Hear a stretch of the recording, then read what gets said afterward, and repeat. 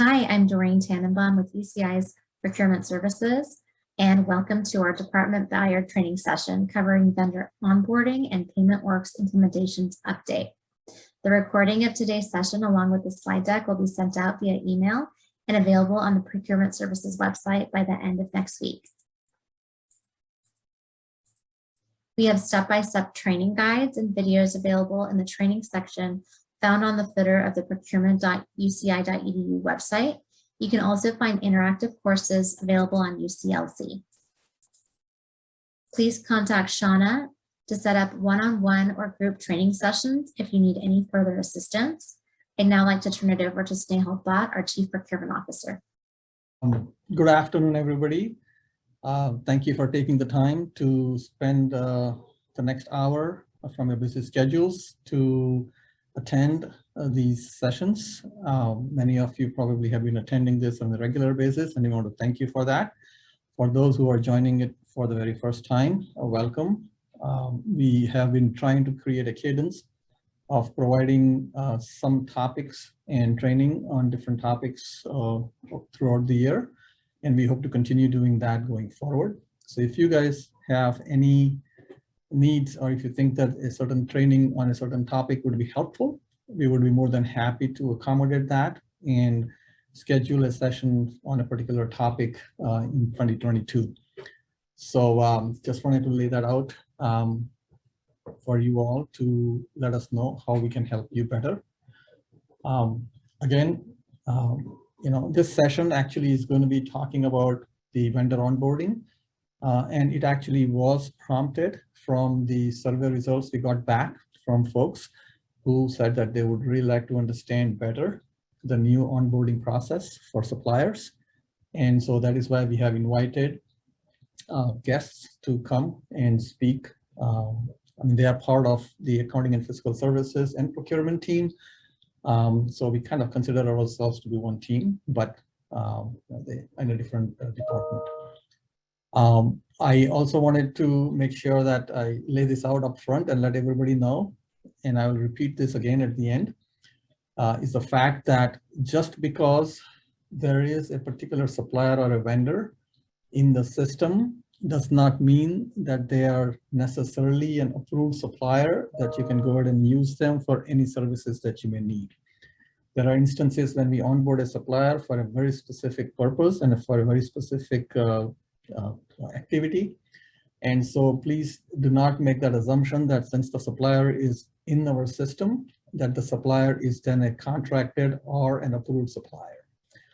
That's a myth that I wanted to make sure that I clarify and clear up front. Having said that, we will go through Tanya Harris, who is the manager of accounts payable. Is going to walk you through the new vendor onboarding process, which now has been in place for several months, but she's going to give you all an overview of the onboarding process for suppliers using PaymentWorks and how it links with KFS. Okay. Oh, before Tanya takes over, I just wanted to reiterate and remind those who have not probably joined this sessions in the past and who may be new. We want to make sure that you all understand and realize that adhering to all the policy and compliance requirements is a responsibility of every employee of UCI. Procurement Services is here to help make sure that everybody stays in compliance. But if you are going to be dealing with any kind of purchases, it actually is important for you to know and understand what the policies are and what the compliance requirements are. We do have quite a few policies that are now in place now that we have to adhere to. So we have just listed a few of those policies that are on this slide. Essentially, we have to follow the UCOP's BUS 43. That is kind of our procurement Bible that we go by for all purchases at UC as a system. For UCI, we have an 707-10 that if you haven't read, you may want to go through and review it. We are a public university, so we are expected to adhere to the California Public Contracts Code, And one of the most important elements in that is the fact that if we are going to be spending over $100,000 in a given year with a given supplier, we are expected to conduct a competitive bid for that particular product, for that particular service or product. If not, then we have to have an exceptional approval. And for that, we have the source selection and price reasonableness form that's available on our website. If you're going to do any federal purchases on federal funds, then you have to comply with the uniform guidance. And those training guides are also available on procurement website. The new policy that has been introduced this year is a small business first policy that many of the folks do not seem to know. And so when they submit purchase orders and we come back and ask them to see if they have used any or looked at any small business, it comes as a surprise to them. And so I wanted to make sure that I take the opportunity to reiterate that that's a new policy that went into effect on 1st of March this year, 2021. And we expect you all to be adhering to that, or at least understanding that and working with our team if you need a waiver from that policy. And the last one that is listed here for covered services is one of the ones that has been in place since 2020.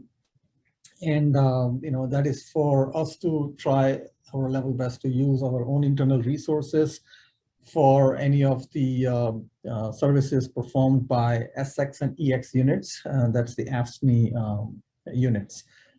So we have provided training on that, actually specific training on that. If you have not been able to attend that training, please go to our website. We do have those training materials available on procurement.uci.edu, where you'll be able to go and review those training materials.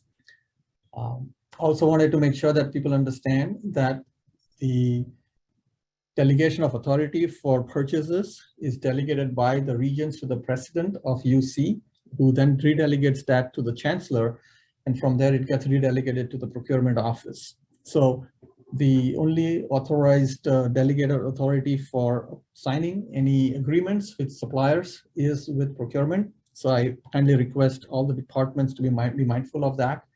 Make sure you let your faculty and PIs know that they cannot sign agreements on their own. It has to come through procurement services. Some of the key things I wanted to make sure that everybody is aware of. Go ahead, Doreen. All right, so with that, I would like to now introduce to you the people who are actually responsible for vendor onboarding, and it falls under accounts payable. So there's accounts payable manager, Tanya Harris, and I will let Tanya introduce her team. Thank you, Snehal. Hi, folks. Good afternoon. My name is Tanya Harris. I am the accounts payable manager. So I'm just here today to talk to you guys about PaymentWorks and why we have it and what it does.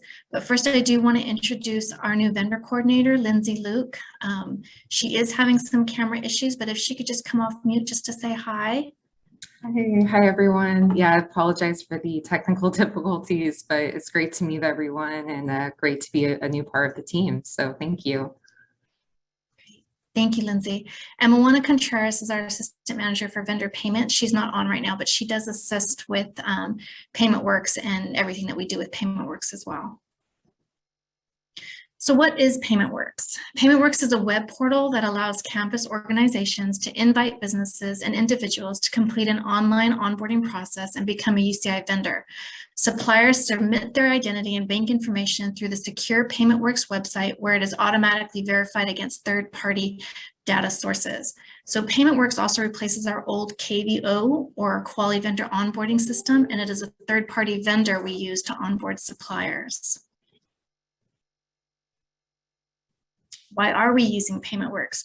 We're using PaymentWorks because they offer indemnification against fraud and have the ability to verify the legitimacy of identity and bank information provided by suppliers. Therefore, our goal is to onboard all suppliers, old and new. Once a supplier creates an account with PaymentWorks, the account becomes a self-service portal so suppliers can conveniently update their information without sending requests to accounting and emailing personal details. This is why it is also important that we follow the correct process to onboard vendors. We are preventing fraud and securing university and our payees' funds. To ensure we follow the correct process when onboarding, departments should plan ahead so they can prepare to onboard a payee or supplier if needed.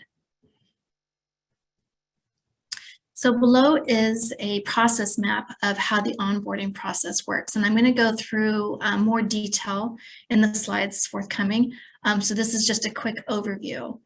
And if it starts out with the department. So the department searches in KFS to verify if the vendor has been onboarded or not.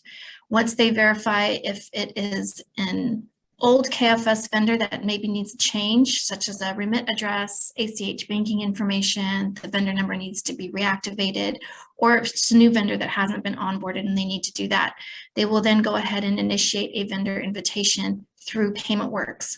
Once this invitation is submitted, it routes to our vendor coordinator, Lindsay, who will then review the invitation, and if all is good, she will go ahead and approve. Some of the things that she does look out for is it a duplicate invitation? Are we trying to onboard an employee? Are we trying to onboard a student? Things like that. So once that's approved, the invitation is then sent to the supplier or the payee, where the supplier will then receive an email, and there's a link embedded in the email for PaymentWorks where they will go in and create a PaymentWorks account. Once they've created that account, provided all the information, they go ahead and complete the registration and they submit we call it an NVR, new vendor registration form. The registration is then sent to PaymentWorks to do a screening process where they validate their TIN, if there's any sanctions alerts, anything like that. Once that process is complete, it gets sent back to our vendor coordinator and ends up with Lindsay, who will then review it as well to make sure everything is compliant and everything is good to go. If she has any questions, they're missing something, they didn't enter correct information, she does have the opportunity to return that document to the vendor with a note of what they need to fix, and then they can make the fix and go ahead and resubmit. When she approves the vendor registration, she then will create that vendor in KFS. We call it building the vendors in KFS so that they're supplied with a KFS vendor number. Once the vendor number is created, the initiator and the payee will receive an email stating what their KFS vendor number is so that they can use it. And then the department can go ahead and do what they need to do, make a payment, create a requisition, and so forth. So I'll go into a little bit more details. When we're searching for vendors in KFS, before onboarding a vendor in PaymentWorks, you want to verify if they already exist. So you're going to go to the vendor tab and you're going to use the asterisk to try and search the name. So in this example, it's the university. It's one of our universities. So we do asterisk university, et cetera, et cetera. And again, also with Anna, you use the same thing. Now, one thing that I do want to show is when you do search that vendor, let's say that you have found them, in the search alias section, you'll see in the example where it says university, there's a KVO followed by some numbers. This means that this vendor was onboarded through KVO and they do not have an account yet in PaymentWorks. And if you can see the example with Anna, her search alias shows PW, which is PaymentWorks, and it's followed by numbers. That's her ID within PaymentWorks, and that's verification that she has created a PaymentWorks account.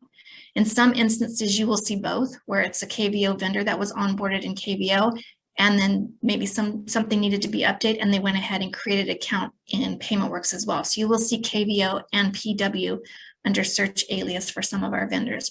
So why is this important? It's important because if there is some type of change that needs to be made with the vendor profile and you see PW in the search alias, all you need to do is let that vendor know that they need to log into their PaymentWorks account and submit whatever update needs to be made. Then that updates routes to Lindsay to review, and then she can go and update KFS. So initiating an invitation, how do we do that? How do I go ahead and send an invitation to PaymentWorks? You're going to log into Zop Portal under the Finances and KFS tab. In the middle column under KFS Accounts Payable, under Vendor, you'll see a link for Vendor Onboarding and PaymentWorks. You're going to go ahead and click on that link. That will take you directly to the PaymentWorks website. Now, PaymentWorks has integrated the UCI single sign-on in their website, so you can go ahead and log in with your UCI NetID and password. Once you get into PaymentWorks, you have the option of going to the main menu where you want to click on Vendor Master Updates. And this will bring you to the Onboarding tab. So in this example, you can see that you can actually search for the vendor's name. Sometimes this is beneficial if you want to see an invitation has already been sent or not, or anything that's if the vendor is even in PaymentWorks at all. If you don't find that and you can go ahead and send an invitation, you're going to go ahead and click on the Send Invitation button. This form here will populate where you're going to go ahead and just fill it out. Just some little FYI, you want to copy and paste as much as possible if they provided an email address. Sometimes there has been little glitches in the system, and if you know it's a valid email address and it's giving you an error message, you may want to manually type it out.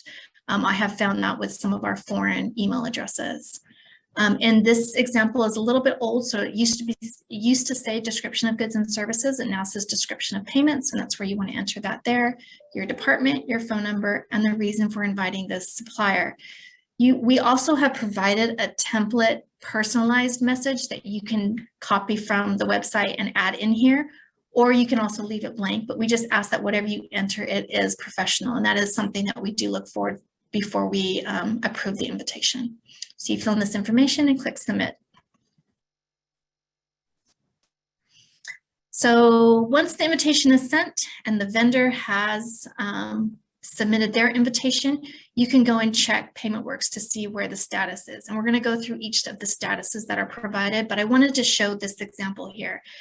At the bottom where it says Yan, it's pending approval and it hasn't started yet. When it says pending approval, it's waiting for Lindsay or a vendor coordinator to review the invitation and approve it. So once she does that, she hits submit, it gets sent. And this is an example here with the next one at the bottom that says Valley. This shows that the vendor has clicked on the invitation and that the email has been validated, but it's in progress. So the ball is in their court and they just need to do something with it. They need to fill out the invitation. The very first one where it says Victor, this was submitted and it's pending PaymentWorks review. In this case, it is typically that the vendor has provided ACH banking information and it's now with PaymentWorks with a bank validation group, and they're reviewing the information that they provided to make sure that it's legitimate. Once that's complete, it forwards then to Lindsay or a vendor coordinator, and it will say submitted pending internal review. So it's just waiting for Lindsay to review the invitation, approve the invitation, and build the vendor in KFS. This is another example too, when you can see that the invitation has been completed, it will actually show the KFS vendor number in PaymentWorks. So if you're ever searching for maybe someone else in your department had initiated, so you didn't receive the email confirmation, you can always go in and check it and verify there. That's another option. And then pending PaymentWorks reviews. And then this is just an example in the purple box, bank validation approval group. This is what we're seeing on our end. So we can't do anything until that bank validation approval group is complete. And then it gets forwarded to our vendor coordinator where you'll see vendor approver. So it's just waiting again for Lindsay. So these are the various invitation statuses. When it is sent, when you're showing sent, your invitation to the vendor to register on PaymentWorks has been sent. When it's been delivered, the invitation was delivered to a valid email address. If it shows undeliverable, the email address is invalid, so you'll have to correct that and resend. Opened means that the vendor opened the email containing the invitation. Clicked means the vendor clicked on the embedded link to create a PaymentWorks account. Canceled means the vendor coordinator has canceled the invitation reminders from being sent to the vendor. Now I want to clarify a little more with that because that can be a little confusing with canceled. We cannot cancel invitations. When an invitation is sent, the payee does receive reminder emails, and I believe it is up to 5. Vendor coordinator has the ability to cancel those reminders, but not the actual invitation. And then pending approval,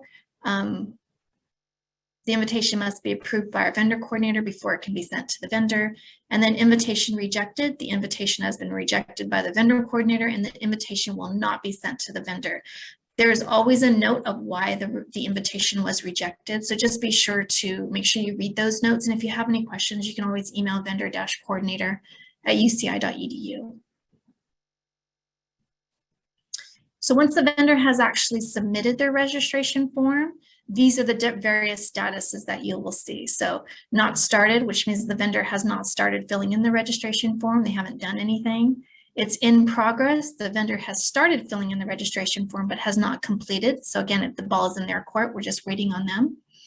Submitted, pending PaymentWorks review. The vendor has completed and submitted the registration form. PaymentWorks is now in the process of reviewing the vendor's banking information. So it's with their validation group, PaymentWorks validation group. Submitted, PaymentWorks waiting for their vendor response. The vendor has completed and submitted the registration form. PaymentWorks has called the vendor and left a message, and the vendor needs to return the phone call. So part of PaymentWorks validation process is they do actually pick up the phone and call the vendor to ask them verification questions. So in these cases, they're usually waiting for the vendor to respond. Submitted, pending internal review. The vendor has completed and submitted the registration form, and PaymentWorks has reviewed the bank account, and the registration is now waiting for internal review by the vendor coordinator. So that sits with our vendor coordinator to review. Returned, the registration form was returned to the vendor to be corrected and resubmitted.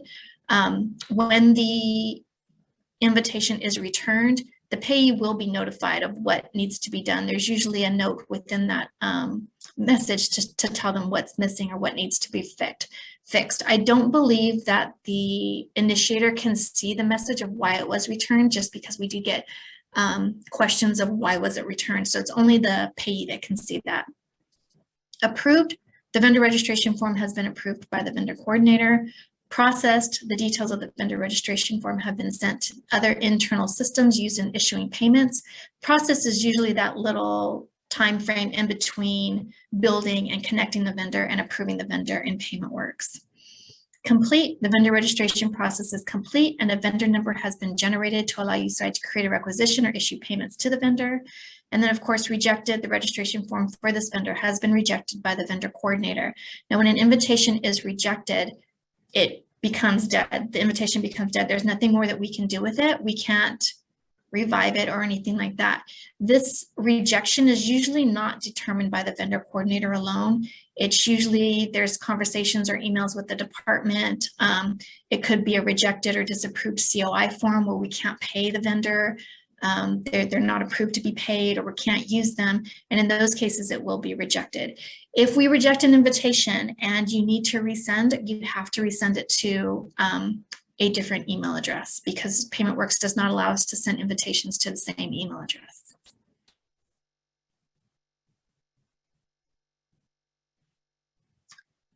So conflict of interest form. When the vendor is filling out the registration form, they are going to be asked two questions. One, are you a current University of California employee? And two, are you a former UC employee who has been separated within the past 2 years? If they answer yes to either of these questions, a COI form will populate within the vendor registrations, which is a PDF form that they click on, and they have to fill it out. So the vendor will fill out the first portion, and then they send that to the department, who has to fill out and sign the second portion. Once that's complete, they then send it to procurement, who reviews it, and they will either approve or disapprove. If it's approved, they notify vendor coordinator, who can then go and finish the approving the registration form. If it's disapproved, then of course we cannot pay them. And that's where a rejection notice would come into play. So in this example, this is an example of once the KFS vendor number has been created and the onboarding invitation is complete, the department and the payee will then receive this email confirmation. So it provides them with the vendor KFS vendor number, and then just gives them a little overview of the legal name they use, the DBA, who it was submitted by, and so forth. And that comes from the PaymentWorks team. This is an example of an email confirmation with bank information that's been changed or updated, and this is actually coming from UC Irvine. We created this just for a security net, so that if for some reason a fraudster had gotten a hold of one of our accounts and tried to update banking information, the payee would then receive this email notification to let them know something's been changed, so that they have the opportunity to contact us immediately to make sure that we shut everything down until we investigate and see what's going on and who made the change. So it provides the vendor number, to the vendor, and then it just lets them know if they've been enrolled in ACH banking information, or they've done some type of update to their banking information. And this is just an example of when an ACH banking information has been deactivated, and it says you have opted to receive payments by check. And this is the same email, just letting them know that they've gone from ACH to check. So additional assistance, if there are questions regarding how-tos in PaymentWorks or issues with the registration, we do ask that folks contact PaymentWorks support directly. If you go into PaymentWorks at the top right corner, there's a help button there. And if you click on that help button, it does give you help topics that the departments or payees can read through that will help them. If you can't find anything there, then we ask that you click on the blue button for contact support, and you can fill out a ticket or a form to let them know what your issue is.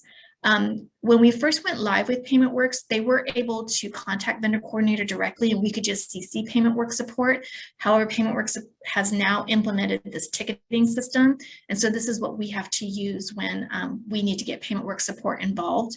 And then just as a FYI, PaymentWorks is a better contact when there are issues with the registration or on the PaymentWorks side, because PaymentWorks support can see what the payee can see, whereas we cannot. So they are able to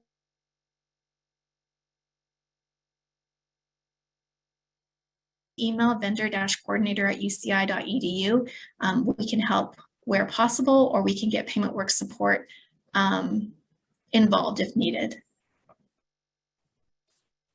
And then just to recap, to always check your PaymentWorks for status updates. That's always quicker than emailing vendor coordinator and asking us for the status of it, just because it may take us longer to respond. And then we do ask that you guys allow the vendor coordinator 2 to 3 days to review and approve after the vendor has submitted their registration. We do get emails, they submitted, and when is this going to be complete? And when we go in and look, they had only submitted it 5 minutes ago. So she just needs a little bit of time. We do have a lot, and we have been short-staffed, although this is getting better in the coming years. So there is a light at the end of the tunnel, but we do just ask that you give her 2 to 3 days to complete that registration. Of course, if there's an urgent matter or anything like that, again, you guys are always welcome to contact vendor-coordinator@uci.edu, and we can try and expedite where possible. But just to keep in mind too, we never want to cut corners or anything like that, because we are trying to mitigate fraud. So we don't want to do anything that we shouldn't be doing just to get something paid quickly. And that's also why we ask, if when possible, for departments to make sure that they're planning ahead if they know that they need to onboard a vendor. And then these are our resources: paymentworks.com/app, our vendor coordinator email address with any questions. And then on our accounting website, we also have a vendor onboarding page where everyone can go and read through and do step-by-steps. We have evolved and changed since we've gone live, so we do try to update that those web pages as much as possible. But again, just be patient. We're getting there. And if you do have any questions, just feel free to email vendor coordinator@uci.edu. Thank you, Tanya. Great Thanks. presentation. I'm going to place this survey link in the chat here, but we invite you all to please participate in our survey and let us know how we can improve these sessions in the future, or if there are any specific topics you'd like us to discuss. And we're now going to open the floor up for some questions. I had a few come up in the chat, so I'm going to go through those first. I'll read them out loud, and then if you have a question, please feel free to raise your hand or go ahead and type it in the chat, and we'll read it out. So the first question we received was, is there a workaround to be able to onboard a vendor with a previously used email? We've been trying to onboard a vendor since July. The vendor cannot provide an alternate email, and we cannot send the invitation to them. Their email was previously used to onboard one of their subsidiaries. This vendor is, I'm not going to say the name just for security purposes, but the vendor has tried working with PaymentWorks support team, but the issue is still not resolved. So I would recommend first emailing the vendor coordinator if you haven't already. We can try and look to see, we like to check at least the statuses within PaymentWorks to see what's going on with them.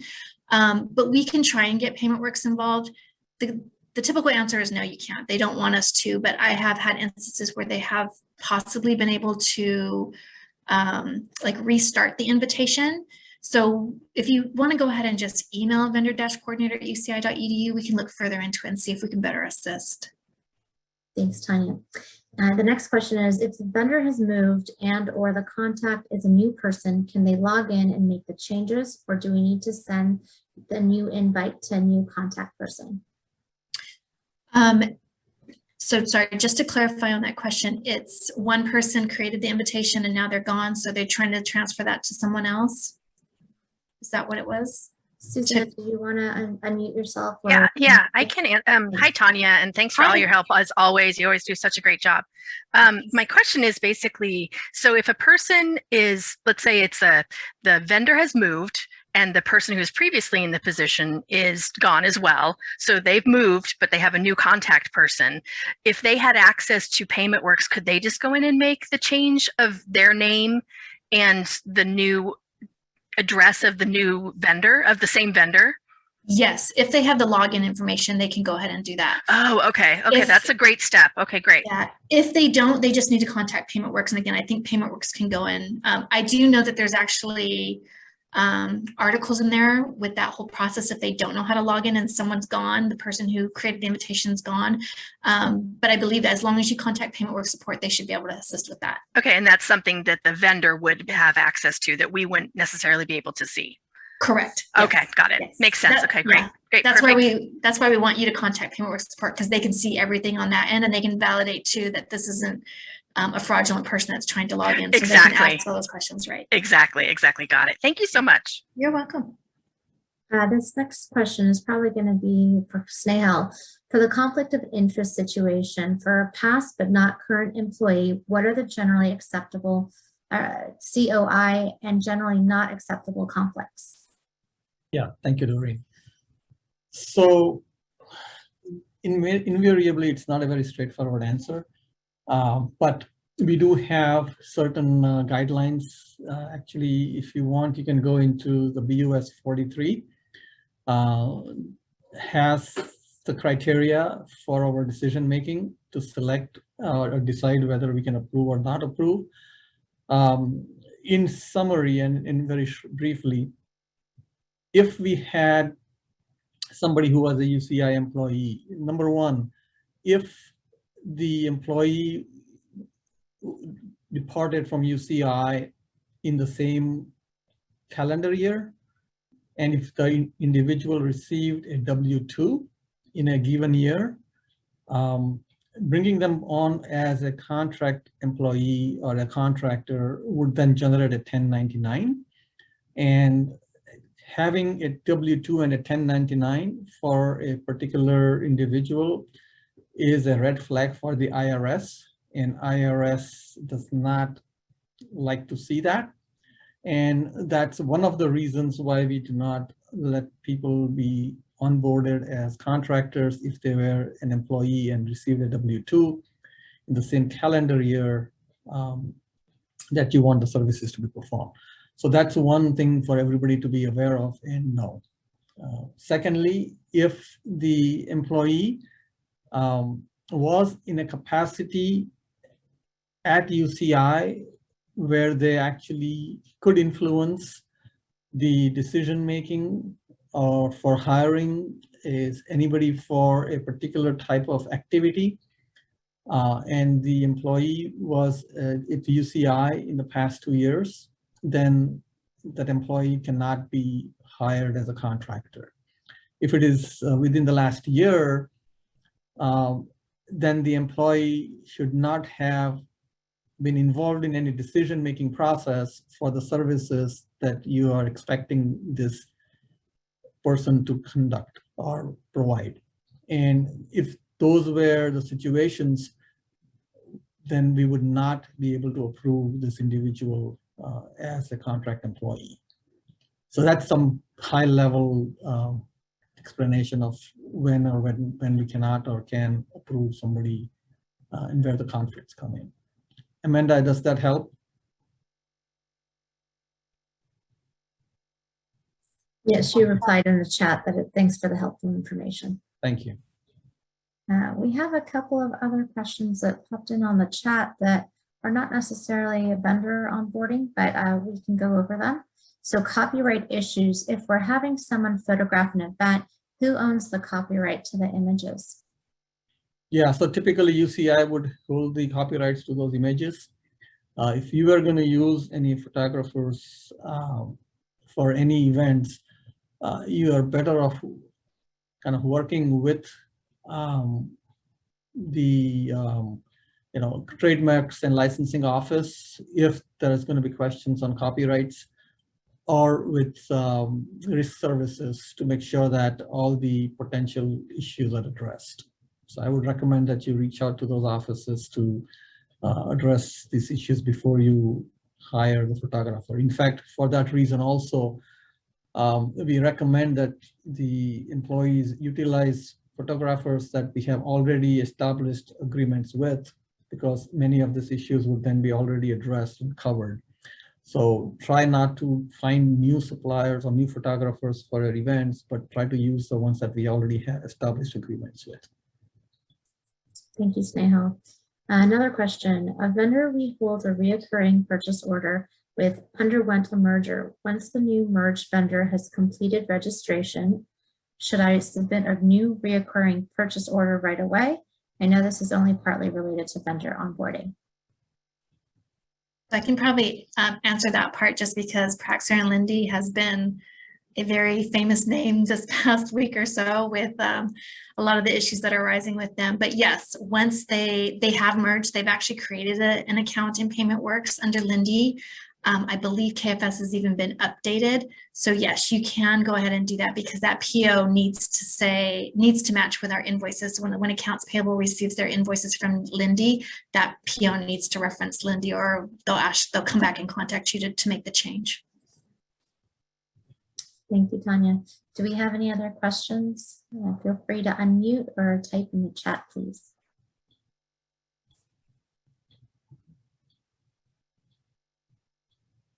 We are happy to hear that this is very helpful, Heather. Thank you for joining us today.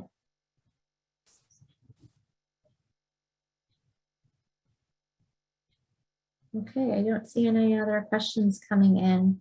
Snehal, would you like to have some departing words for us today? Yeah, again, I would reiterate what I said at the beginning of this session. First and foremost, we want to thank you all for taking the time from your busy schedules to participate in this, monthly meetings. We have been trying to do it monthly, if not at least bi-monthly. So we want to thank you for that. I also want to thank each and every one of you for all your support and collaboration with the procurement teams over the last year and all throughout.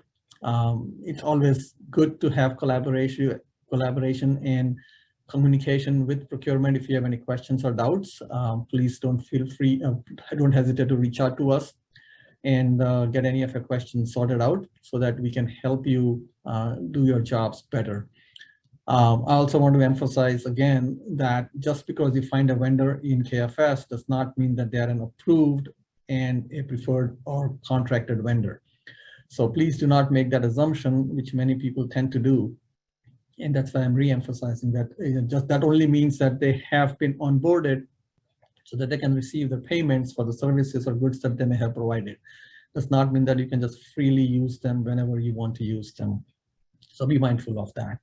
The last thing I would say is that we do need to have the suppliers onboarded in the system and a PO generated before you actually utilize the services or receive the goods from the suppliers. So please make sure that you do not shortcut the process and go ahead and get the services or the products before the PO has been in place and is approved, because otherwise you would be held responsible for making the payment if UCI, for whatever reason, cannot onboard the supplier. And we have seen many instances where departments have actually asked somebody to perform the services, and then they try to submit a vendor onboarding and find out that that individual was an ex-employee or there is a conflict, and now we are having troubles making payments to this individual. So I am going to kindly request everybody to make sure that you onboard the individual, make sure that there's no conflict before you ask them to provide the services, so you're not stuck in a situation where now you have already received the services and you can't make the payment to this individual. So some of the nuances for you all to be very mindful of, and help us help you in avoiding such situations. Other than that, please help us by submitting the survey and completing the survey so that we know what we can do better, how we can improve these sessions, what topics that you are interested in knowing more about. And I would also like to take this opportunity to wish everybody a wonderful holiday season. Be safe and have a good time with your family and friends. Again, thank you all.